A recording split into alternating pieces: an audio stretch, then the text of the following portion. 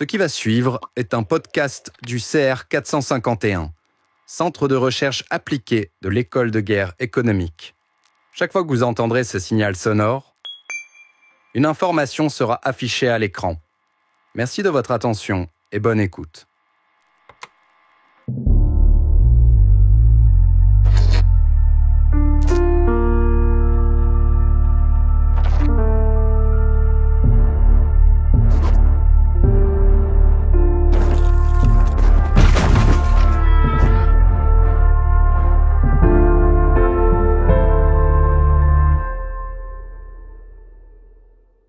Bonjour, DST numéro 9.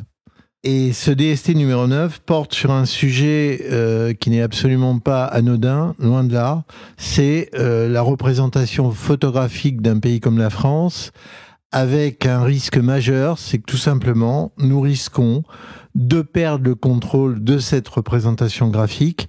Alors, juste un petit exemple, qu'est-ce que ça veut dire perdre le contrôle de la représentation graphique de notre pays ? C'est par exemple qu'un système non français fasse le travail à notre place, c'est photographie, exemple une station balnéaire, un jour de mauvais temps, ou un jour où il y a une grève de poubelle, ou un jour où on va essayer de montrer certaines choses et pas d'autres. C'est-à-dire, en fait, ça veut dire quoi ? Ça veut dire que la représentation graphique est un outil d'influence et que si on ne maîtrise pas côté français, la représentation de notre territoire, on peut, une fois de plus, être floué et avoir des pertes, tout simplement, d'activité économique, de résultats touristiques et de beaucoup d'autres choses. Ou tout simplement de compréhension du territoire. Absolument. Alors nous recevons aujourd'hui Madame Sophie Clairet, qui est géographe et qui est accompagnée de Monsieur Christian Kest, qui est informaticien, un informaticien particulier puisqu'il a participé au projet structurant l'informatique de l'État en France et qu'il est libriste. Alors pour les non-spécialistes, les libristes, ce sont les tenants et partisans du logiciel libre. Donc Madame Clairet et Monsieur Kest sont tous les deux les porteurs du projet Panoramax, dont ils vont nous présenter les tenants et les aboutissants, et qui est un projet de technologie française qui répond aux enjeux évoqués par Christian. Alors effectivement, pour répondre à cet enjeu d'appropriation des représentations par des tiers pour leur visée, c'est pas un complot mondial, c'est juste que un GAFAM répond à ses objectifs économiques, il n'est pas là pour faire des belles images de la France. Alors que les collectivités françaises ont besoin de se valoriser pour elles, pour leurs propres entreprises, pour leur population. Et l'objectif, c'est aussi, ces photos sont pas là seulement pour des représentations, mais aussi pour améliorer des outils d'information et de connaissances géographiques, en particulier les systèmes d'information géographique, les SIG.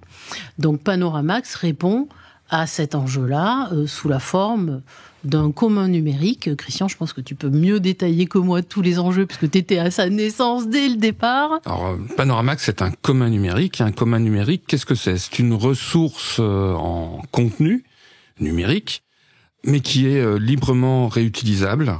Et ça, c'est un point extrêmement important qu'on va pas avoir dans les solutions qu'on connaît aujourd'hui, qu'on peut avoir sur nos ordinateurs ou nos smartphones. Et c'est un point très important de pouvoir réutiliser le contenu, les photos. C'est pas simplement je peux les regarder, mais c'est je peux les utiliser, je peux analyser ce qu'il y a dessus, je peux détecter des choses intéressantes, je peux mettre à jour des bases de données à partir de ces images. Et ça, c'est vraiment la particularité de Panoramax quand on compare à d'autres offres plus commerciales, on va dire. Alors à d'autres offres, quelle est la situation actuelle ? La situation actuelle, le plus connu, on peut le citer sans problème, c'est Google Street View. Et comme beaucoup de services gratuits, les gens ne consultent quasiment jamais les conditions d'utilisation de ces services. Mais il faut les lire parce qu'il y a beaucoup de choses à l'intérieur qu'on découvre, entre autres sur le peu de choses qu'on a le droit de faire avec et tout ce que nous interdisent les entreprises qui nous proposent ces services. Et ça, par exemple, vous ne pouvez pas mettre à jour une base de données, vous pouvez pas constater qu'il y a eu des dégradations, vous pouvez pas tirer parti de ce contenu plus que simplement le regarder. Alors que quand on va prendre une photo sur le terrain, on capte énormément d'informations qui peuvent intéresser énormément de métiers. Et quand on n'a pas la possibilité de réutiliser ces informations, c'est quand même un peu dommage. Donc en fait, prenons un exemple tout à fait concret. Vous avez une commune qui fait des travaux sur un immeuble qui a été abîmé. Ils veulent modifier la représentation de la façade sur la carte ou sur le site de la mairie. Eh bien, ils peuvent pas le faire, c'est interdit par les conditions d'utilisation. Et ils doivent attendre que Google Street View repasse pour modifier. Là, c'est qu'ils n'ont pas du tout le contrôle de quand les photos sont prises. Des travaux viennent d'être faits, donc la rue a été entièrement refaite, par exemple, ou on a amélioré une situation. Et en fait, ils n'ont pas le moyen. Il faut attendre qu'il y ait une action qu'ils ne maîtrisent pas forcément. Donc ça, c'est un problème. Mais vous avez plus que ça, c'est vraiment l'incapacité d'utiliser ce contenu. Ça va être utile pour énormément de choses. Vous avez typiquement des services d'urgence vont utiliser aujourd'hui ces photos immersives, ces photos de terrain, pour aller, avant d'envoyer une équipe, vérifier quel est le terrain, etc. On n'a absolument aucune garantie de disponibilité du service et on peut très bien avoir l'opérateur qui décide non, à partir de telle date il faut payer ou les conditions changent. Vous avez ça aussi qui est extrêmement important. Donc dans les CGU, vous avez l'impossibilité de tout un ensemble d'usages. Vous avez aussi une clause qui fait qu'ils peuvent changer ces conditions d'utilisation tous les 3 mois. Est-ce que vous avez des exemples marquants de ce type de décision unilatérale ? Alors, il y a eu une décision très importante concernant Google Maps en 2018. Google Maps a changé ses conditions d'utilisation gratuite de leur service. Donc, ça faisait des années et des années que l'utilisation de Google Maps était gratuite. Et il y avait un quota d'affichage de cartes sur un site Internet qui était relativement élevé. Ils ont diminué de façon drastique ce quota et ils ont en même temps augmenter leurs tarifs. C'est-à-dire que non seulement la part gratuite avait énormément baissé, mais qu'en plus, dès qu'on commençait à payer, ça coûtait beaucoup plus cher. Et ça a été fait à l'été 2018, et les gens ont eu 3 mois pour se retourner. Ce qui est quasiment impossible dans la majorité des cas, parce que on a quand vous avez des sites que vous ne faites pas vous directement, mais que vous faites faire, que vous avez commandé, etc., les modifier, les faire modifier, ça se fait pas comme ça. Et puis évidemment, tous les sites qui existaient, qui ont dû être modifiés en très très peu de temps, ne l'ont pas été. Donc il y a eu toute une bascule de ces gens qui s'étaient mis en une totale dépendance à ces services gratuits, qui s'est fait petit à petit vers d'autres, vers des alternatives en dehors de Google, entre autres OpenStreetMap et d'autres. Il y a pas qu'OpenStreetMap, mais il y a eu limite du jour au lendemain, parce qu'il y a eu aucune annonce très en amont. C'est arrivé vraiment très vite. Donc ce que vous venez d'expliquer, c'est qu'en fait, il y a d'abord une stratégie de mise sous dépendance technologique et de création quasiment d'une addiction à la gratuité. Avec du dumping. Ouais, tout à fait, oui. Plus une instrumentalisation de cette dépendance pour augmenter la rentabilisation et en mettant en fait la technique du couteau sous la gorge. C'est ça, il y a eu pendant de nombreuses années des services totalement gratuits, ce qui a aussi tué la concurrence. Il y a eu des entreprises qui ont complètement disparu, françaises. Je pense à une entreprise qui s'appelait Dido Botin, qui avait des offres de fonds cartographiques et qui a disparu. Ils ont fait un procès à Google, je crois même. Il me semble même qu'ils l'ont gagné, mais c'était trop tard. Quoi. C'était trop tard. Donc il y a ce dumping, ce véritable dumping qui a été fait pendant un grand nombre d'années, parce que c'est un service qu'on propose gratuitement, mais qui a un coût. Donc supporté pendant des années comme une sorte d'investissement à fond perdu, et puis un jour, on veut ramasser la mise. Par rapport à ça, justement, on voit bien que il y a un enjeu de service public, qui garantirait justement une pérennité d'usage sans tomber dans les travers que vous êtes en train de nous indiquer. Cet enjeu de service public, ça devrait être un débat initial. C'est-à-dire vous êtes tous les deux porteurs d'un projet. Donc, vous, Sophie, vous êtes géographe. Vous, Christian, vous êtes informaticien. Est-ce que dans vos deux milieux respectifs, il y a eu une prise de conscience, c'est-à-dire est-ce qu'il y a eu, côté français, un débat initial pour dire attention, voilà le système qui est en train de petit à petit nous rendre totalement dépendants et comment peut-on réagir ? Est-ce que vous avez vécu quelque chose comme ça ou pas du tout ? C'est-à-dire, c'est arrivé, ça s'est imposé, et vous, dans ce cas-là, vous êtes deux cas un peu uniques de résistance. Je ne sais pas quel terme utiliser. Comment ça s'est passé, en fait ? Côté géographie, on va dire que le paysage est une notion qui a été longtemps has-been. C'est-à-dire, on l'a laissé aux géographes ruralistes, à certaines écoles de géographie qui étaient un peu considérées comme arriérées, on va dire, ou rétrogrades, avec ce qui était à la mode, c'était la métropolisation, la globalisation, la mondialisation. Tout ça, c'était fun et sexy. Les paysages, c'est agricole, c'est une notion qui était usée complètement.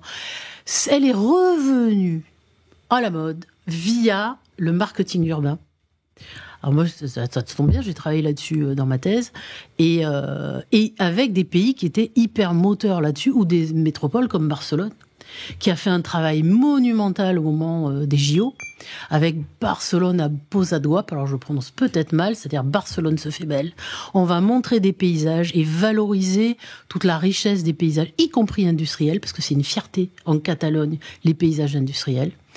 Et là, voilà, il y a plein d'exemples de valorisation des paysages. L'Islande a été hyper motrice avec Inspire. Je me rappelle plus exactement la campagne de pub qu'ils ont faite, Inspiring Iceland, où ils disaient on est la terre-mère de l'ensemble de la population mondiale, sous prétexte qu'il y a le rift. Donc la terre se crée chez nous. Nos paysages, ils valent dans le monde entier. Venez. Alors cette toute petite île, rien du tout, avec ses paysages, elle a eu un écho du tonnerre. Ils ont lancé le tourisme là-dessus. Donc on a eu des exemples comme ça, de valorisation du paysage, mais sous l'angle du marketing. Et le marketing, pour les études, je dirais académiques, ça sent pas forcément très bon non plus. Alors, donc ça met du temps. C'est important ce que vous dites, parce que ici, on est à l'école de guerre économique, et on a quand même un souci qui est très important, c'est de se dire, mais comment se fait-il, dans un pays comme le nôtre, qu'on soit tellement passé à côté du mot dépendance depuis des décennies. Et dépendance, ça peut être sur l'énergie, ça peut être sur beaucoup de choses.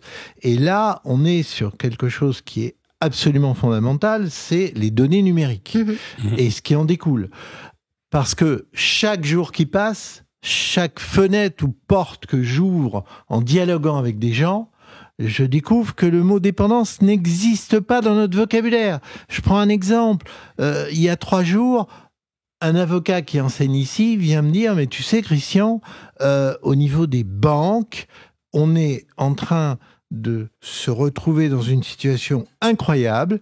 C'est que Amazon peut couper les transmissions bancaires.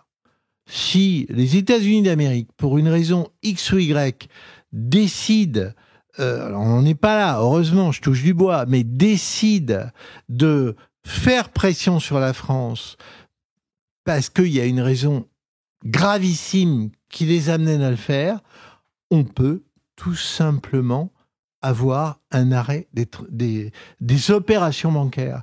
Alors, en ce moment, on a les banques d'un côté qui se battent justement pour la protection des données bancaires. Donc ça, c'est un aspect du problème.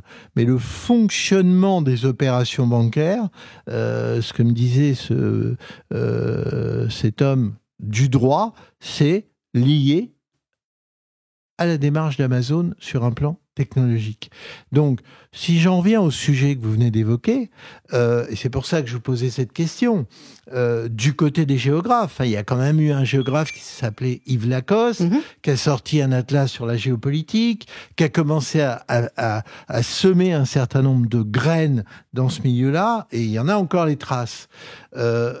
Mais du côté informatique, c'est la même chose. C'est-à-dire que il y a eu tout le mouvement du logiciel libre, vous en parlez. Il y a eu un début de prise de conscience. Moi, j'ai vu arriver un jour, dans les années 2000, un ingénieur informaticien qui est de l'ENSERP de Bordeaux, si j'ai bonne mémoire, donc d'une école bien précise, et qui me disait... dans la Silicon Valley, à une certaine époque, on ne brevetait strictement rien. C'était années 70. Et puis, subitement, on a découvert ce qui se passait au Japon. Et là, de peur de se faire dépasser par les Japonais qui, eux, avaient des stratégies d'occupation du terrain par le brevet, quitte à ne pas utiliser le brevet, d'ailleurs, les gens de la Silicon Valley ont découvert ce risque et ont commencé à breveter et donc à encadrer un système de contrôle de la connaissance informatique. Et là, vous êtes sur de la connaissance géographique. Donc j'en reviens à ma question de base, c'est-à-dire comment expliquer que vous avez pris conscience dans vos deux domaines totalement différents, donc ce sont des histoires personnelles, si j'ai bien compris, et il n'y a pas de débat national en dehors de ce que vous êtes en train de faire. Donc, où est le problème ? Où est le problème ? Pourquoi, dans un pays comme le nôtre, on passe à côté d'un enjeu aussi énorme ? Alors, il y en a quand même eu.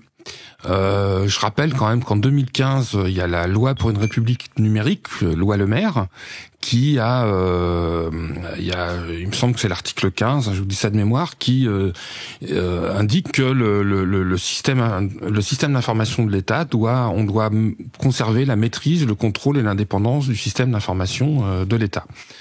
Mais ça, c'est des vœux pieux de la loi, parce que dans la réalité, le véritable respect de cet article très important, il est pas vraiment là, quoi. On est encore avec une utilisation massive de logiciels propriétaires, déjà, donc qui ne permettent pas... Ah oui, cet article cite, entre autres, par l'utilisation des logiciels libres. C'est-à-dire, c'est pas simplement... Voilà, il faut arriver à ce résultat, et un moyen pour y parvenir, c'est par l'utilisation des logiciels libres. Donc, c'est pas passé à l'acte, quoi. C'est-à-dire, on n'a pas eu les actes qui auraient dû suivre derrière.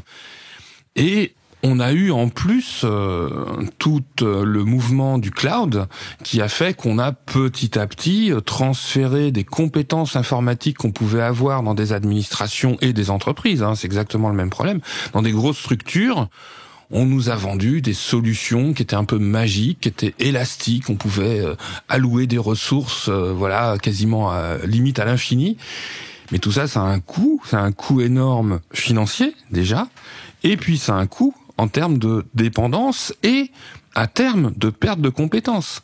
Parce que plus vous faites appel à ce type de service, moins vous savez le faire vous-même, et donc plus faibles seront les chances de pouvoir éventuellement réinternaliser le jour où ça serait vraiment nécessaire. Alors justement, pour rebondir sur ce que vous dites, il y a eu effectivement des petites vaguelettes, appelons-les comme ça, de prise de conscience. Moi, je me souviens, sur l'attribution des noms de domaine, il y a eu en France une association qui s'est créée et qui a mis en alerte sur la manière dont étaient, entre guillemets, administrés les noms de domaine par les États-Unis, par un biais qui semblait sociétal, c'est-à-dire complètement dissocié d'une logique de puissance, d'une logique d'État, d'une logique de volonté de domination.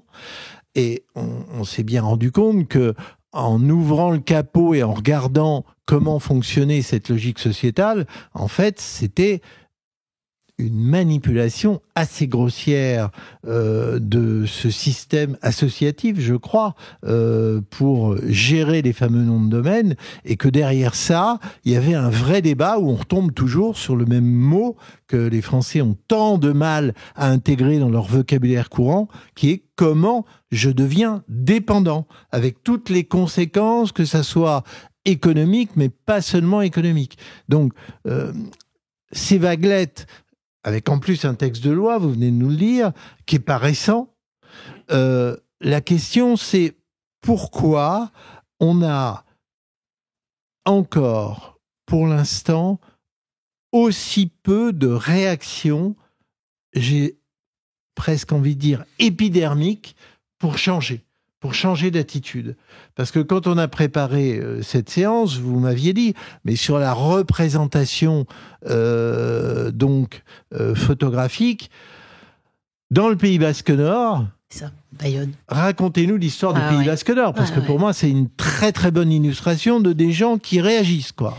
Ouais, je vous avais parlé de l'expérience que j'avais eue dans un cabinet de maire où lorsqu'on avait porté des sujets d'open data, de commun, etc., la réaction du directeur de cabinet que je nommerai pas, c'est qu'est-ce que ça me rapporte à moi? Ça vous avait fait bondir quand on s'était vu? Ah oui. Parce que, mais c'est un service public, oui, mais c'est une collectivité locale, elle se sent pas il y a quelqu'un embarquée. Qui est théoriquement investi dans une démarche de service public et qui ose dire... Oui, parce que, qu'est-ce que ça me rapporte quoi? Oui, parce que un directeur de cabinet qui définit quand même pas mal de sujets de politique pour préparer les dossiers pour les élus, son objectif à lui, c'est les réélections des élus, quoi. C'est pas l'open data, l'État, etc.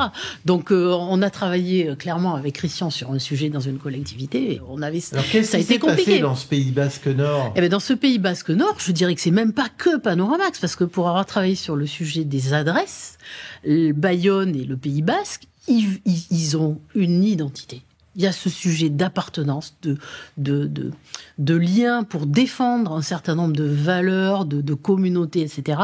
Et ils se mettent en rang chaque fois super en avance pour être là dans les groupes de définition du format des données. Donc sur les sujets d'adresse, ils étaient déjà dans les groupes pour que le format d'adresse inclue bien les noms en basque. Alors, quand vous dites « il », c'est qui « il » C'est des agents, c'est des simples agents. Je parle pas des DG, là. Je parle des simples agents géomaticiens qui se sentent investis de cette idée de défendre correctement leur métier, leur collectivité, leur paysage, etc. Donc ils ont fait la même chose. C'était à l'époque, c'était des agents du système des services d'information géographique de la communauté d'agglomération du Pays Basque. Oui. On les retrouve peu ou prou, c'est à peu près les mêmes personnes qui officient au sein du service d'information géographique de la ville de Bayonne. Oui. Il suffit qu'un DG ait changé pour que finalement elles aient changé de collectivité pour mieux œuvrer dans ce sens-là, d'ailleurs. Ils n'étaient pas sur les mêmes collectivités parce qu'il y a eu un changement et des mésententes avec le DG, etc. Mais elles se sont saisies de Panoramax en tout premier parce qu'elles maîtrisent leur image. Je dis elles parce qu'en plus c'est des filles, il n'y en a pas beaucoup. Mais vous m'avez dit quelque chose qui m'a quand même marqué, c'est qu'il y a des citoyennes et des citoyens qui se sont mobilisés pour prendre des photos. Oui, tout à fait. Pour aboutir à un résultat collectif. Oui, on n'en a pas parlé. Le fonctionnement de Panoramax, c'est pas d'envoyer des véhicules sur toutes les routes de France pour prendre des photos, c'est d'avoir une contribution complètement ouverte. C'est un projet collaboratif et on a aussi bien des citoyens qui prennent des photos que des entreprises, que des services publics, que des collectivités. C'est très très divers et ce qui va les motiver, ça va être de vouloir alimenter ce commun avec un contenu de qualité. Et on n'a pas créé des cahiers des charges très compliqués, etc. Parce que finalement, les gens qui se saisissent de ça au plus bas niveau, ont envie de bien faire. Tu parlais du fait que ce sont finalement les agents et pas les directeurs, pas les chefs, pas les élus, etc. Moi, je l'ai constaté aussi très souvent, la défense du service public, elle est souvent faite par l'agent en bas de la hiérarchie, beaucoup plus que par sa hiérarchie. Alors, ce que vous êtes en train de nous dire, là, c'est hyper important. Parce que dans l'opinion publique, hélas, le petit disque rayé qui circule, c'est que les agents se contrefoutent de leur mission de base. Et vous êtes en train de nous dire exactement le contraire, et que c'est, si on remonte un peu plus haut, c'est pas là qu'elle se trouve, la réaction. C'est vraiment au niveau des agents de base qui font leur boulot parce qu'ils ont conscience de l'importance de ce travail, ils le font et ils s'automissionnent d'une certaine manière, puisque la hiérarchie ne donne pas les ordres. Dans ce pays français de 2025 qui part en cacahuète et où on essaie de comprendre mais pourquoi ça marche pas ? Mais là, vous êtes en train de nous expliquer que des individus dans leur fonction quotidienne, au plus bas niveau de la hiérarchie, ils assument ce qu'ils font, ils ont envie de le faire, et en plus, il y a des autres personnes qui les aident à le faire pour prendre les photos. Comment ça se passe pour prendre les photos ? Ils utilisent quoi pour prendre une photo ? Leur smartphone, ou à titre d'illustration de ce que vous venez de dire, on a mis en place un kit de prêt tout simple. Parce que c'est tellement compliqué dans la fonction, enfin dans l'administration, de commander une caméra pour aller faire des essais, etc., que pour impulser pour faire déclencher les collectivités et d'autres agents publics dans des ministères d'ailleurs, on a en prêt un kit tout simple que tu pré-règles en plus. En général, ils n'ont plus qu'à le poser sur la voiture s'il faut en voiture. C'est gratuit. Donc le prêt Panoramax, précisons, c'est une association. Plateforme, c'est une start-up d'État. C'est une start-up d'État. Portée par l'IG. Ça, oui, c'est bien plus large parce que c'est toute une communauté. C'est un projet initié par OpenStreetMap France et l'IGN. Et l'IGN, l'Institut géographique national. Et la façon de l'IGN de participer à ce projet, ça a été à travers ce qu'on appelle une start-up d'État, c'est-à-dire une petite équipe avec quelques développeurs logiciels, avec quelques personnes pour faire le chargé du déploiement, sur faire connaître le projet, etc. Alors c'est pas une start-up dans le sens où il n'y a pas une visée commerciale ou ce genre de sens. On va utiliser les méthodes agiles qui permettent d'aller relativement vite, qu'on retrouve dans les startups, mais on utilise ces méthodes-là au sein de l'État pour mener à bien rapidement des projets et que ça parte pas dans des cahiers des charges et des trucs qui vont prendre des années. Et en fait, une startup d'État, il y a des cycles relativement courts qui peuvent durer 6 mois, 1 an, où on va dire on a bien avancé, on continue. On a trouvé suffisamment, alors de clients, le mot est un peu bizarre parce qu'on ne vend rien, mais bon voilà, on a trouvé suffisamment de gens qui se sont saisis de l'outil qu'on a mis d'utilisateurs, voilà. Ah, ça va un peu plus loin que la notion d'utilisateur, parce que on essaye vraiment qu'il soit engagé et qu'il participe tout au long du développement des outils, dans la conception même de l'outil. C'est-à-dire, c'est eux qui vont petit à petit nous guider vers ce qui leur est le plus utile, et pas on a pensé pour vous et voilà le résultat. Ça, c'est très important dans le fonctionnement de ces startups d'État. Des utilisateurs contributeurs. Juste une question, vous êtes une start-up d'État ? Oui, voilà, nous travaillons au sein de cette start-up d'État qui participe à ce projet où il y a plus que la start-up d'État. Alors, dans l'époque ô combien passionnante dans laquelle nous sommes en train d'entrer, qui fait la publicité d'une démarche impulsée par l'État, avec au plus bas niveau des agents qui font le job et qui a quand même pour vocation un enjeu qui pour moi est hyper important, c'est de réduire la dépendance des Françaises et des Français à l'égard de systèmes économiques extérieurs, étrangers, qui nous imposent un mode de fonctionnement qui peut complètement nous échapper à terme avec le prix à payer de la dépendance. J'y reviens, dépendance, ce mot-là, il va falloir le graver sur les frontons de toutes les écoles de France. Ne soyons pas dépendants, parce que ça, je pense que, hélas, dès qu'on monte dans la hiérarchie, c'est un mot qui se dilue dans l'atmosphère. Donc, là, on a un exemple, parce que moi, j'ai le sentiment que l'appareil d'État qui est là, la main sur le cœur, la sécurité économique, on va prendre soin de nous. Mais qui fait la pub de Panoramax dans l'appareil d'État ? Où est le haut fonctionnaire français, la main sur le cœur, qui a enfin envie, sur un exemple concret, de dire « Nous nous organisons entre des professionnels, des géographes, informaticiens, des agents de l'État et aussi des citoyennes ou des citoyens. » Mais c'est pas un bel exemple électoral, ça ? Quelle est la femme ou l'homme politique qui va enfin retourner à l'école primaire de l'activité civique d'un pays comme le nôtre pour comprendre que là, il a un exemple concret ? Pourquoi il n'en parle pas ?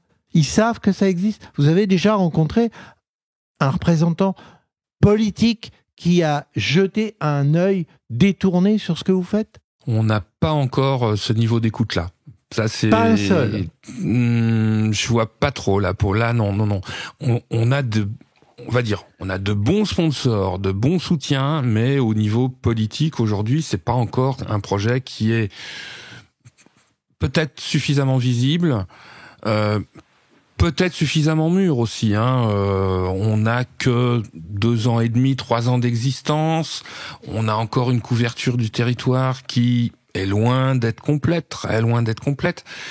Mais c'est très enthousiasmant sur cette capacité à retrouver son indépendance. Mais vous me parlez on parlait de...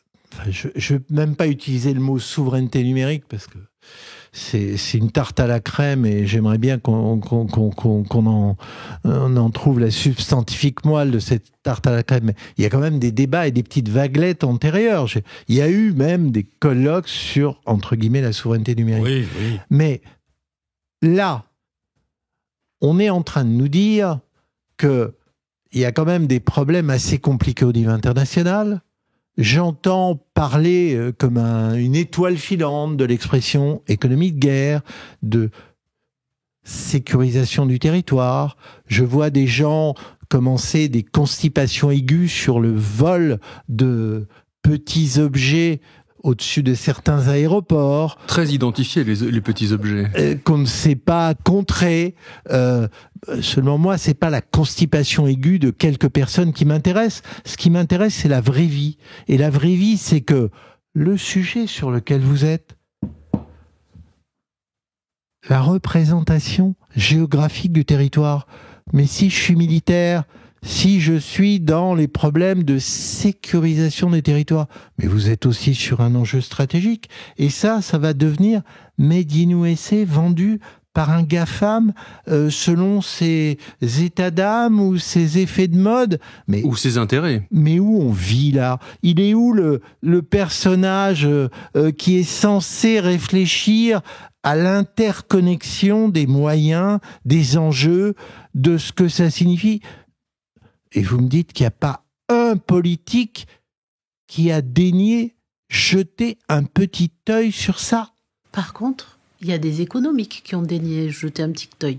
C'est-à-dire cet écosystème qui est en train de se constituer d'éditeurs de logiciels qui ont bien compris qu'ils ne peuvent pas utiliser les images de Google, à part en les regardant sur les systèmes de Google, mais qui peuvent utiliser les photos de Panoramax dans leurs outils, qui vendent, c'est des services qui sont vendus aux collectivités, etc. Et on commence à avoir des éditeurs qui ont un nouveau service grâce à la mise à disposition. Ils ont quel nom, par exemple ? Vous avez le leader mondial Esri, vous avez Geomatica, Business Geographic. Qu'est-ce qu'on a ? On a QGIS qui n'est pas un éditeur. Un logiciel libre. Vous parlez de sociétés qui ne sont pas forcément françaises. Alors Geomatica, oui, et Cyril Group, on en a parlé il n'y a pas tellement longtemps, puisque Bercy a mis un veto au rachat par un fonds de pension américain, et finalement c'est BPI. Il y a un début de prise de conscience du côté de BPI à ce niveau-là ou pas ? Oui, moi je pense qu'il y a quand même elle est lente, mais il y a une prise de conscience. Il y a peut-être des choses aussi qu'on a, alors même si ça peut vous paraître éloigné, je pense qu'il y a des moments où oui, on s'est rendu compte à quel point on pouvait être dépendant sur des choses auxquelles on pensait absolument pas. Le logiciel, c'est quelque chose qui se voit pas. Les données, c'est quelque chose qui se voit pas. C'est de l'intangible, quoi. C'est de l'immatériel. Donc ça se remarque pas.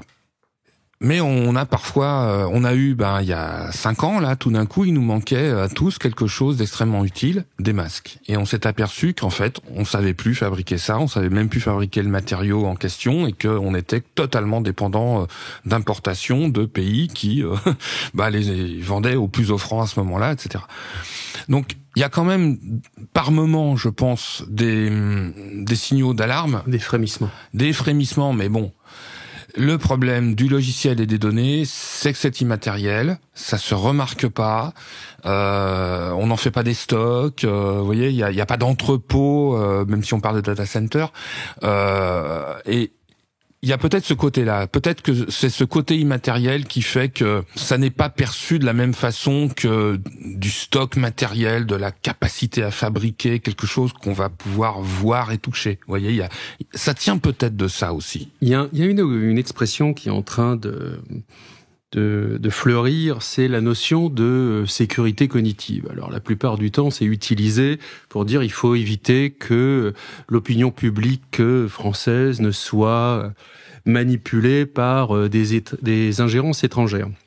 Mais en fait, quand on s'intéresse au cycle de la pensée, bien la donnée, c'est l'élément brut qui est transformé en information, information qui est transformée en connaissance, connaissance qui est transformée ou en sagesse, comme le disait le fondateur de ce cycle qui est Akoff, ou en action. Et donc là, ce dont on parle, c'est l'élément le plus basique, le plus bas, c'est-à-dire c'est la donnée et la représentation de la donnée. Et si, en fait, on ne contrôle pas la manière dont cette donnée brute, élémentaire, est construite et stockée, bien, on s'est s'amusé de vouloir résister aux constructions de tiers à partir du moment où la représentation de son propre réel est sous le contrôle d'un tiers, bienveillant, malveillant, peu importe. Mais il est à la construction et à l'enregistrement de la donnée. Et la sécurité cognitive prise dans son sens sérieux, ça devrait être ça. Et Panoramax, ça devrait être pris en considération par les décideurs politiques comme étant un outil de sécurité cognitive majeur, pour la France en tout cas.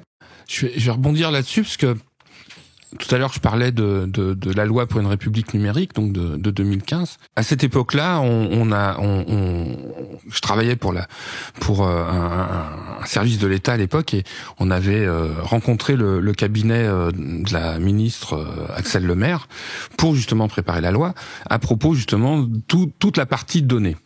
Et on avait tenu un discours qui était que un pays moderne a des infrastructures routières, énergétiques, de santé, etc. Et moi je lui ai dit, et en plus un pays moderne a une infrastructure de données qui produit, exploite, fait circuler cette donnée, et il faut vraiment qu'on ait tout cet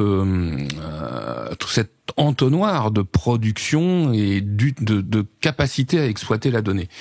Alors, ça a donné quand même quelque chose dans la loi. Je vous ai parlé tout à l'heure de l'aspect indépendance des systèmes d'information, voilà. Mais il y a autre chose dedans qui est le service public de la donnée de référence, un truc relativement méconnu, mais très important. On avait identifié que certains jeux de données avaient beaucoup plus d'importance que d'autres parce que ils servaient un petit peu d'étalon à plein d'autres jeux de données. Vous avez par exemple le code officiel géographique. Toutes les communes de France ont un nom, bien sûr, mais elles ont aussi un numéro qui les identifie de façon unique. Ce qui permet dans tous les systèmes d'information de savoir qu'on parle bien de la même commune, même si vous avez des communes qui sont homonymes, etc., etc. Donc ça, c'est un exemple, mais vous avez aussi, vous connaissez tous le numéro de sécurité sociale qui permet de savoir, il identifie un individu. Et vous avez la même chose pour les entreprises, etc., etc. Donc il y a un petit nombre de jeux de données extrêmement important, et donc la loi a mis un niveau plus important parce que justement cette idée d'infrastructure, exactement comme une infrastructure routière, vous avez les grandes artères, vous avez les autoroutes, et puis vous avez des plus, voilà. Et donc on avait ça. le soufflet est un petit peu retombé. Voilà. Moi, sur l'open data, c'est pareil. On a eu tout un mouvement qui s'est fait à cette période-là, et puis il y a eu un ralentissement quand même qui était intervenu un peu plus tard. Donc, des projets de type Panoramax, ce sont des projets, oui, de collecte Alors souvent là, c'est même plus compliqué parce qu'une photo, c'est plus de l'information que de la donnée. On va essayer de produire de la donnée à partir de l'information photographique. Vous voyez, il y a des allers-retours dans les deux. C'est une construction d'informations sur la base de c'est ça. Donc on va essayer de produire de la donnée à partir des photos, qui ensuite permet d'alimenter tout un ensemble de choses, comme vous avez très bien expliqué, information, savoir, etc. Et ça sert à alimenter toute cette infrastructure, mais tous ces petits capteurs d'informations de terrain sont extrêmement importants, et on les oublie, quoi. On les oublie. On a l'impression d'avoir le produit fini, le résultat qui vient de façon un petit peu magique, parce que finalement, pas grand monde connaît toute la chaîne qui fait que on est parti du terrain pour mettre à jour des informations dans les bases de données qui sont utilisées par les services publics, par les entreprises ou même par les citoyens au quotidien. On sent bien en vous écoutant et je rebondis sur ce que disait Arnaud, il y a un problème de prise en compte stratégique de cette question. Et c'est pour ça que de temps à autre, on voit surgir des personnages, vous en faites partie, qui sont plus, disons, sensibles à ce que les choses peuvent devenir, au rôle qu'elles jouent.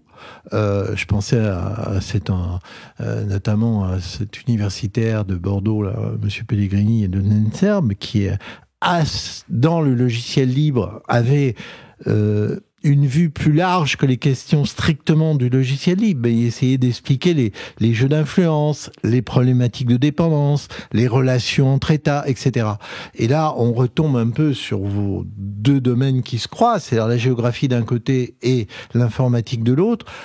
Est-ce que vous croyez pas qu'il serait temps, vu les énormes enjeux qu'il y a derrière toutes ces questions, qu'on ait un peu un corps de doctrine? Tu parlais de sécurité cognitive. Est-ce que le jour n'est pas venu, on en a parlé lorsqu'on s'était rencontrés, de faire un vrai colloque sur ces questions-là? Parce qu'il faut marquer le coup, c'est-à-dire de quoi s'agit-il? De quoi parle-t-on?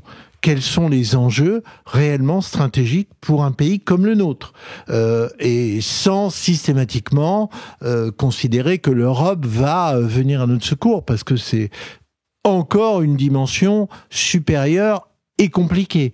Donc, comment, dans un pays comme le nôtre, aujourd'hui, on peut réunir des individus de différents types d'activités pour se concerter afin de bâtir les bases d'un corps de doctrine?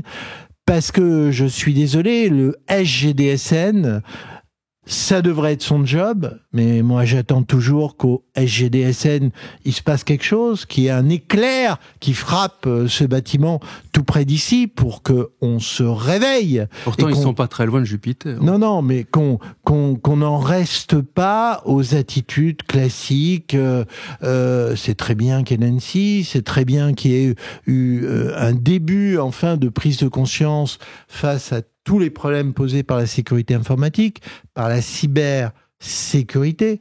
Donc là, il y a un début de montée en puissance. Mais ce qu'on évoque, c'est bien plus global, et on voit bien l'interaction. Une question à 2 centimes d'euros. L'armée a pris contact avec vous par rapport à ce qu'est Panoramax ? Panoramax, non. Par contre, tout à l'heure, je parlais d'OpenStreetMap. Je sais que l'armée utilise régulièrement des données OpenStreetMap pour faire des cartographies sur des terrains étrangers. Oui, mais là, la transition, elle est parfaite. C'est-à-dire que, est-ce que vous pouvez développer justement la géolocalisation, les cartographies et les enjeux qui nous semblent fort analogues? Alors sur la cartographie pure, donc là on sort de l'aspect photographique que moi j'appelle aussi la photocartographie. Sur la cartographie pure, OpenStreetMap est vraiment un projet qui a démarré il y a plus de 20 ans. Hein. C'est pas un projet nouveau. C'est un projet français ? Non, c'est un projet qui est né en Angleterre. Alors, je reviens. Je suis désolé. Hein, je retire le casque à boulons que j'ai autour de la tête, que je n'ai pas. Pour mettre tes chaussettes à clous. On parle de la France. On parle de la sécurité du territoire français. Je reviens sur le mot « armée ». Moi, quand j'ai fait mon service militaire, il y avait ce qu'on appelait, tant bien que mal, une défense opérationnelle du territoire. Heureusement qu'elle n'a pas été activée dans un cas de conflit majeur, parce qu'on aurait découvert un certain nombre de trous dans la raquette de cette DOT. Déjà, à ce moment-là. On remonte aux années 70, d'accord ? Et avant. Mais là, vous êtes en train de m'expliquer que sur un enjeu qui dépasse la photographie au sens strict numérique, donc que je considère comme deux portées stratégiques, on n'a pas de société française qui s'occupe de ça et qui travaille avec l'armée française ? Oh, si. Il y a des entreprises françaises qui travaillent sur ces sujets-là. Mais là, je parle... oui, mais vous me parlez d'un projet... qui est né en Angleterre. Exactement comme aujourd'hui, Panoramax est né en France, mais s'arrêtera pas aux frontières françaises et j'entends. Voilà. Mais sur un plan matriciel, je sais pas si c'est le bon terme, mais en matière d'accouchement, si, c'est le bon terme. La stratégie de sécurisation d'un pays, là on parle vraiment d'un pays au sens territoire métropolitain, d'accord ? Ou territoire d'outre-mer. J'ai quand même le sentiment que la pire des erreurs, ça serait qu'on soit dépossédé de cette maîtrise à la fois technologique, mais aussi surtout dans l'usage et dans le contrôle. Pourquoi je me permets de dire ça ? Parce qu'un jour, j'ai eu ici une étudiante en formation exécutive qui travaillait à la Banque de France, où à cette Banque de France, il était dit que on voulait protéger les données bancaires des citoyennes et des citoyens français. Cette femme a fait une note d'alerte en montrant qu'il y avait un problème d'exportation de ces données sans que ça soit maîtrisé. Et elle a eu une note de la hiérarchie qui est tombée en disant « Taisez-vous, il ne faut pas parler de ça. Ces données allaient aux États-Unis. » D'accord ? Donc là, je parle de données bancaires. Mais si je commence à faire un audit sécuritaire de la protection de la France sur un plan militaire, vous me dites, l'idée est venue d'Angleterre. J'ai pas spécialement une très très grande confiance dans la Grande-Bretagne sur ces questions-là pour tout un tas de raisons. C'est pas la Grande-Bretagne, c'est un étudiant anglais qui a démarré ce projet. D'accord. Donc c'est pas du tout. Donc c'est pas gouvernemental. C'est pas le gouvernemental. Pas du tout, donc du c'est tout. Un étudiant. Mais qu'est-ce qu'il est devenu ce projet maintenant ? Qui le pilote ? Ce projet, il est piloté par une communauté qui est complètement ouverte, par une association à but non lucratif et internationale, oui, voilà, qui est toujours de droit anglais, mais bon, les membres du board de l'association viennent de tous les pays. Je sais même pas s'il y a encore un anglais au board, c'est pour vous dire. Et moi, le projet est relativement neutre, couvre le monde entier. Vous avez des contributeurs à ce projet, exactement comme on disait que n'importe qui pouvait contribuer à Panoramax avec des photos. OpenStreetMap, c'est le même principe. Puis n'importe qui peut contribuer à Panoramax à OpenStreetMap en ajoutant, en complétant, en corrigeant les données qui sont dans la base de données cartographiques. Et cette base de données cartographiques, aujourd'hui, est utilisée par un très grand nombre d'acteurs, y compris l'armée. Voilà, c'est un des acteurs. Okay. Mais pour eux, c'est sûrement le plus simple d'utiliser des données relativement neutres qui ont été mises à jour par des milliers de contributeurs. Je peux vous dire, par exemple, quand il y avait les opérations françaises au Mali, on a eu beaucoup de contributeurs français qui, sur images satellites, ont cartographié des villages, des pistes, etc., etc., pas forcément pour aider l'armée, c'était beaucoup plus pour aider les associations humanitaires, les ONG, qui essayaient d'aider la population sur place. Mais j'ai su aussi que ça avait servi à l'armée française, entre autres. Ça a peut-être servi aussi de l'autre côté des belligérants. C'est ce que j'avais envie de vous dire, parce que je reviens sur l'histoire des noms de domaine. Je vais vous donner un exemple, moi, qui m'a marqué. Un jour, je suis allé aux rencontres du Mont Blanc de l'économie sociale, qui est une rencontre internationale. Donc l'économie sociale, c'est vraiment l'ouverture à tous les citoyens du monde sur des logiques d'entraide quand même sur le plan économique. C'est pas l'économie classique de marché, etc. Et il y avait un point à attribuer sur l'activité spécifique de l'économie sociale, un point COP. Et le débat était très intéressant parce que ceux qui portaient le point COP, c'était des citoyennes, des citoyens anglo-saxons. Seulement, le problème, c'est que derrière le point COP, il y a une vision des coopératives à la mode anglo-saxonne qui n'ont strictement rien à voir avec, par exemple, les coopératives ouvrières qu'il y a en France. Et là, on a vu apparaître des jeux d'influence culturelle derrière le point COP. Et ma présence dans cette assemblée, c'était de dire, mais attention, c'est pas malheureusement si tous les gars du monde voulaient se donner la main. Moi, je n'aspire comme vous qu'à ça. Mais hélas, là, il y avait des intérêts économiques cachés, il y avait des jeux d'influence cachés qui rentraient par des systèmes standardisés. Le point COP, c'est génial, on le généralise et ça sert les intérêts du monde coopératif. Sauf que quand on ouvre le capot du moteur du monde coopératif, on voit qu'il y a des acteurs économiques plus malins que d'autres, plus puissants que d'autres et qui jouent justement sur un discours apparent qui est l'entraide. On est international, on participe à un élan, mais vous savez très bien comme moi qu'il y a le problème, idem pour Wikipédia. C'est-à-dire, Wikipédia, c'est un système où théoriquement, ce sont des gens comme vous et moi qui sont contributeurs, etc. Alors là, vous êtes dans un lieu qui s'appelle École de guerre économique. Quand on commence à travailler sur le champ de bataille cognitif de Wikipédia et qu'on commence à voir les jeux d'influence cachés divers et variés, alors heureusement, ça touche pas à tous les sujets, heureusement, mais malheureusement, sur des sujets bien précis, avec des enjeux derrière, où on va retrouver les enjeux scientifiques, technologiques, les propriétés intellectuelles diverses et variées, etc. Et de déstabilisation informationnelle de personnes. Et hélas, aussi, comme tu le dis Arnaud, de déstabilisation, on a ce qu'on appelle des logiques de rapport de force. C'est pour ça que, si j'en reviens au sujet que vous venez d'évoquer, je suis désolé, je parlais de casque à boulon, mais là je vais en mettre un. La sécurité du territoire français, elle ne se fait pas forcément à Londres et à Washington, surtout vu l'évolution du monde actuel. Enfin, je veux dire, il est temps de se réapproprier des missions basiques. C'est pas pour rien, je pense que les Basques ont tenu à faire des choses élémentaires mais bien utiles. Et je ne suis pas sûr, hélas, que ça soit encore bien clair dans la tête de tout le monde. C'est-à-dire que parler comme je suis en train de le faire, je vais apparaître comme un horrible défenseur archaïque de la sécurité nationale, pas version LGDSN, plutôt version sans culotte 1790, 11, 12, 13. C'est pas tout à fait la même ambiance, ni la même dynamique, n'est-ce pas ? Mais je suis désolé, je maintiens ce que je suis en train de dire.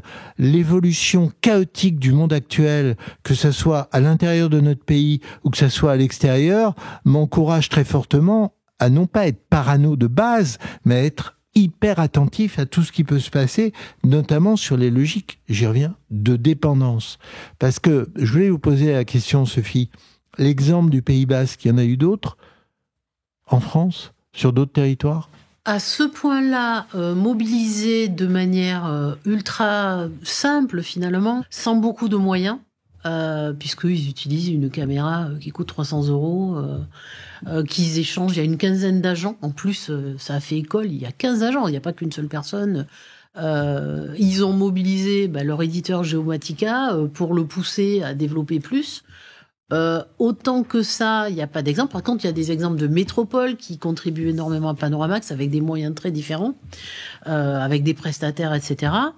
D'autres exemples comme Bayonne. Quoi comme métropole, par exemple? On a Strasbourg, Lille, Lyon. Oui, vous avez 3 grandes métropoles. Plus, Montpellier, Toulouse. D'accord. Il y en a vraiment de plus en plus. Et qui ont vraiment pris en main cette dynamique.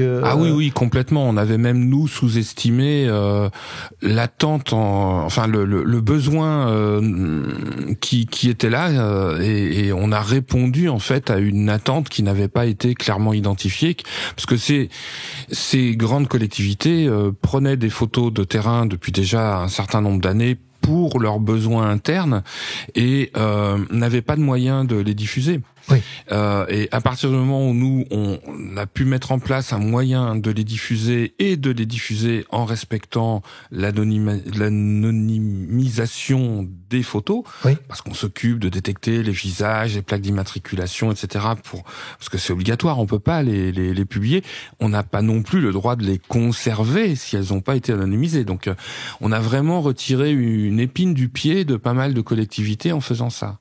Et vu le développement que ça peut avoir, parce que vous me parlez de plusieurs grandes métropoles, mais ça peut toucher des villes moins importantes. Oui, tout à fait. Vous pouvez ruisseler sur l'ensemble. Là, on parlait de grandes villes, mais on a des villes plus petites qui s'y sont mises. Montauban, avant même que. Voilà, Montauban, ça fait des années qu'ils ont Après, fait. c'est des sujets, c'est des profils de personnes aussi. Mais comment qui sont curieux, Alors, rentrons dans le dur. Panoramax.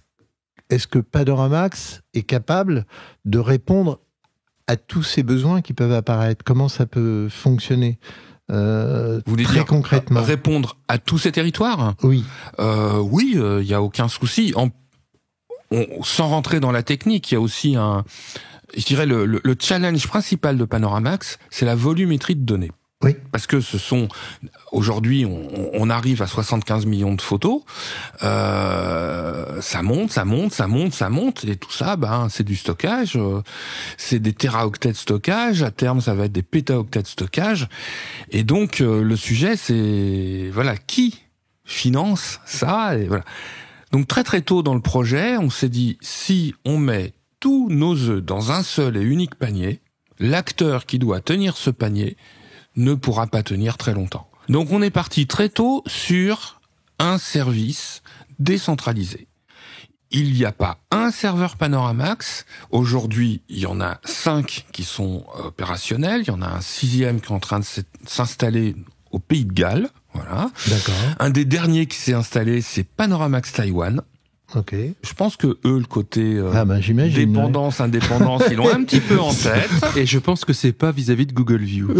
Non. Ça peut être par rapport à autre chose. Voilà. Et donc l'idée, c'est vraiment de pas mettre tous ces œufs dans un seul panier, mais de séparer. C'est pas de cloisonner, c'est pas le but. Donc chaque serveur est autonome et indépendant.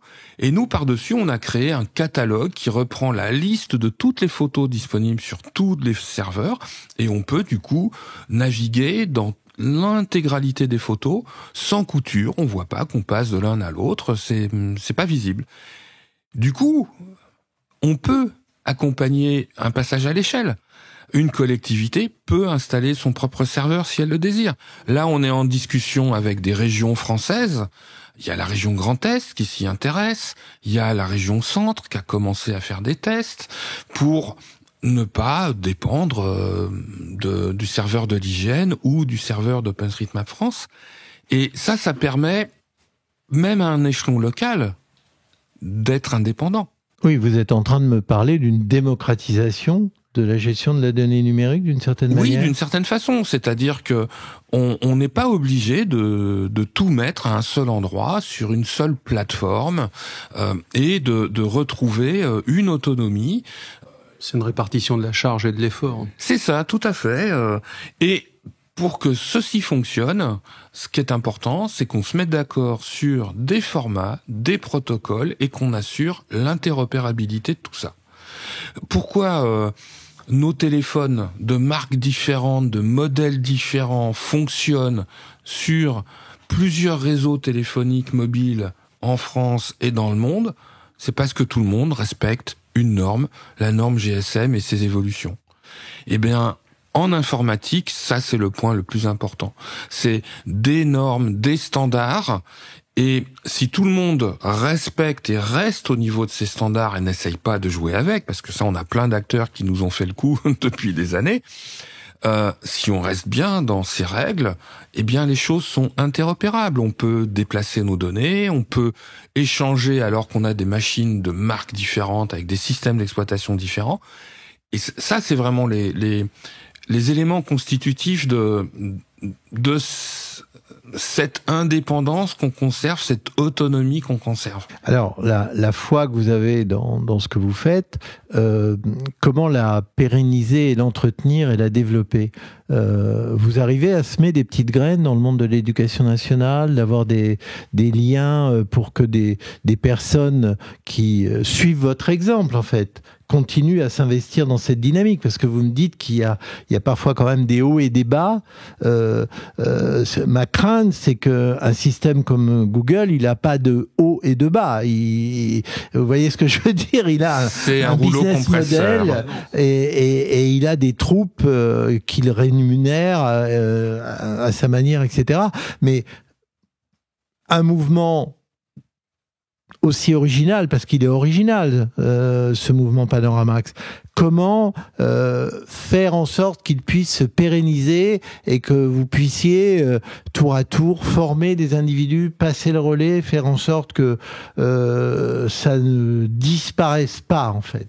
Déjà, il y a plein d'ambassadeurs. En fait, vous avez autour de la table 2 personnes, faut imaginer qu'on est des milliers. Et quand tu vas aller à OpenStreetMap en Écosse le mois prochain, ça fait caisse de résonance, Panoramax.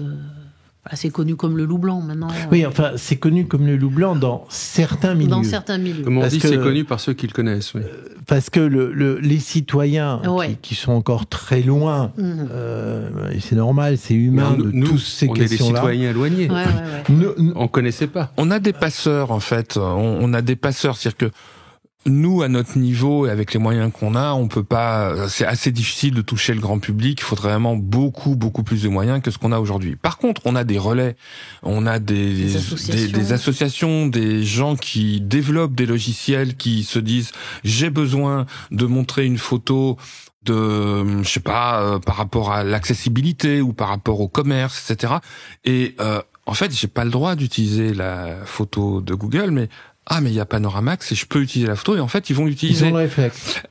Ce réflexe vient petit à petit et ça fait un petit peu tache d'huile. Donc voilà, il faut un petit peu laisser de temps quand même pour que ça s'installe. Et puis on a un phénomène aussi de poule et d'œuf, c'est-à-dire que tant qu'on n'a pas un contenu qui est suffisant et avec une couverture qui est suffisante, ça paraît pas être une solution très adaptée, parce qu'on se dit non, il y a quand même très peu de contenu. Mais moi je refais le parallèle avec OpenStreetMap. Il y a 15 ans, quand j'ai démarré sur OpenStreetMap, on avait en France des zones absolument blanches. Il y avait rien du tout. Quand vous regardez aujourd'hui les cartes OpenStreetMap, je pense à peu près partout en France, vous avez une quantité d'informations, une quantité de détails qu'on n'aurait pas imaginé à l'époque. Donc, ce sont des projets qui prennent du temps, qui se construisent petit à petit. Et le risque qu'on peut avoir, c'est de toujours vouloir avoir un résultat rapide. Soit on va mettre des moyens importants pour obtenir ce résultat rapide, soit, oui, ça prendra plus de temps, mais les gens qui sont là, qui sont derrière, ils savent que le chemin peut être long, mais ça leur fait pas peur. Et donc, vous avez bien pris en compte le fait de former d'autres personnes. Oui, tout à fait. Parce que ça, c'est hyper important. Documenter ce que l'on fait, tout ce que l'on fait est ouvert. C'est-à-dire que j'ai parlé évidemment de la possibilité de réutiliser les photos, bien sûr, pour nous c'est une évidence, mais tout le code, tout le logiciel qu'on a développé pour Panoramax, tout ça, c'est du logiciel libre. D'accord. Toute la documentation qu'on a pu faire sur comment déployer, comment ça fonctionne, des techniques qu'on a pu mettre au point, par exemple pour le floutage des images sans perturber la qualité du reste de l'image, tout ça on l'a documenté. Donc il y a vraiment Tout est là pour que des gens qui ont envie de s'y mettre, on va pas les forcer, mais au moins on fournit tous les éléments pour pouvoir embarquer dans le projet. Et il y a plusieurs langues étrangères en plus. Oui, pareil, au niveau de la communauté, on essaye de faire un maximum de choses en embarquant la communauté. C'est-à-dire, je vais prendre l'interface qui permet de naviguer dans les photos de Panoramax. Nous, on l'a commencé en français et en anglais. Aujourd'hui, il y a 15 langues. D'accord. C'est pas nous qui l'avons traduit. On a mis en place un outil de traduction collaborative et la première langue qui est arrivée, ça a été le hongrois. Franchement, c'est pas celle sur laquelle j'aurais parié en premier, mais il y a des contributeurs hongrois qui se sont dit « Oh, ce projet est intéressant, on va traduire tout le truc pour qu'on puisse l'utiliser en hongrois. » Ensuite, on a eu d'autres langues, et quand on a eu le chinois traditionnel, qui est utilisé à Taïwan, Taïwan a pu très facilement mettre en place son instance. Ils n'ont pas eu à faire ce travail de traduction, il était déjà fait. Juste une question qui me brûle les lèvres. Quelle est l'attitude de Google par rapport à Panoramax ? On est un moucheron oui, mais sur leur périmètre. Certes, mais vous n'avez jamais décelé quoi que ce soit en fait. Non. Ils vous ignorent ? Oui, je pense, oui. Oh, peut-être qu'ils savent qu'on a démarré, et puis je pense que pendant très longtemps, tous ces projets qui démarrent lentement peuvent ne pas paraître sérieux, ne pas paraître comme... Ou sont pas sous leur radar, tout simplement. Oui, ça peut passer sous leur radar. Et puis ça les empêche pas de conserver une position dominante importante. Donc... je ne sais pas dans quelle mesure les choix qu'ils ont faits en 2018 par rapport à leurs conditions sur leur carte et la bascule de beaucoup de monde vers OpenStreetMap à l'époque, quel impact ça a pu avoir. Ils ont dû sûrement étudier le truc avant de changer leurs tarifs et leurs quotas en se disant on va en perdre quelques-uns, mais globalement avec les nouveaux tarifs et les nouveaux quotas, on sera quand même gagnant. Parce que OpenStreetMap a démarré avant Google Maps. C'est ça aussi qui peut être étonnant. Il y a beaucoup de gens qui peuvent se dire il y a des gens qui ont démarré OpenStreetMap parce que en réaction à Google. Non, le projet a démarré 1 an avant. Donc c'est même pas quelque chose. Ce sera pas la première fois que Google récupère quelque chose qui était participatif et gratuit pour en faire quelque chose de rentable. Ils ne peuvent pas. Un point important, c'est que les licences, c'est-à-dire les règles de réutilisation des contenus que l'on partage. Alors vous avez les licences pour les logiciels, vous avez les licences pour les données, les licences pour les photos, etc. Wikipédia utilise des licences de type Creative Commons, etc. Ces licences, c'est la règle du jeu. Oui, les données sont ouvertes et peuvent être réutilisées, mais pas n'importe comment. Et typiquement, si je prends les données OpenStreetMap, si vous utilisez les données OpenStreetMap, vous pouvez le faire y compris pour un usage commercial. Par contre, il y a une condition. Il y a 2 conditions. La première, c'est vous devez indiquer que vous utilisez des données OpenStreetMap. Voilà. Et la deuxième, c'est que si vous améliorez ces données, d'une façon ou d'une autre, vous devez repartager sous la même licence les améliorations que vous faites. D'accord. Donc l'idée, c'est que ça doit pouvoir revenir au pot commun. Alors, on n'oblige pas à remettre les améliorations dans la base OpenStreetMap, on va pas jusque-là, mais vous faites des améliorations, ces améliorations, vous devez les partager avec la même licence. Et ça, du coup, ça permet de reconverger plutôt que de diverger. Et c'est un point extrêmement important. Moi, ce que je trouve intéressant dans ce cas, le cas Panoramax, c'est une réponse à une situation de stratégie de mise sous dépendance cognitive qui connaît des dimensions de guerre économique. Si Christian est intervenu de manière aussi véhémente sur la notion de dépendance, c'est parce que nous avons caractérisé que c'est l'axe majeur de la guerre économique du temps présent. La mise sous dépendance technologique, logistique, culturelle, cognitive. Et en fait, là, on a toutes les dimensions. Plus d'autres dimensions de la guerre économique, l'aspect normatif que vous avez évoqué tout à l'heure. Ce que je trouve intéressant, c'est que, en fait, face à ces différentes dimensions, il y a une réponse structurée française pour contrecarrer ces stratégies. Je trouve ça essentiel, parce que souvent, on ne trouve pas d'exemples qui cherchent à répondre. Et moi, je conclurai en ce qui me concerne par un appel. C'est-à-dire que votre structure juridique, c'est une start-up de l'État. Donc certes, c'est rapide, certes, c'est agile, certes, ça peut être précis, minutieux ou petit. L'appel qu'on doit faire, c'est que l'IGN et d'une manière générale, l'État pérennise et rende permanente votre solution Panoramax, le développe et le transforme en service public avec toutes les structures qui sont là pour le soutenir et pour le développer. Et là, pour le coup, c'est vraiment, comme je le disais tout à l'heure, une question de sécurité nationale au sens de sécurité cognitive. Et ça me paraît essentiel. Pour ceux qui nous écoutent, si vous avez des relais auprès de décideurs politiques, alors la période n'est pas favorable à la stabilité politique du moment. Mais espérons que ce soit une période que transitoire et de courte durée. Et la République française et l'État français vont continuer. Et ça, c'est une question, à mon avis, le mot n'a pas vraiment été utilisé, mais c'est une question de souveraineté. Et je pense que c'est essentiel. Eh bien, c'est sur ces belles paroles, Arnaud, qu'on va se quitter pour le podcast du DST9. Je souhaite aussi, Sophie et Christian, qu'on puisse se recroiser sur un colloque. On vous a dit, nous, on est tout à fait partants pour vous aider à le formaliser, parce que je crois qu'il est quand même important de vous faire connaître. C'est un travail, comme vous dites, long, lent, mais il faut vraiment, parce que quand on vous a découvert, nous, c'était plutôt une très très bonne nouvelle de voir qu'il existait enfin une démarche de ce type-là. Mais vous savez, on est tous enfermés dans nos dans nos petits mondes, et il est temps de créer les passerelles cognitives, comme tu dis, Arnaud, pour faire des petites boules de neige. Voilà, à l'approche de l'hiver. Merci. Vous qui passez sans aimer, sans même me partager, donnez-moi un abonné, j'ai tant de peine.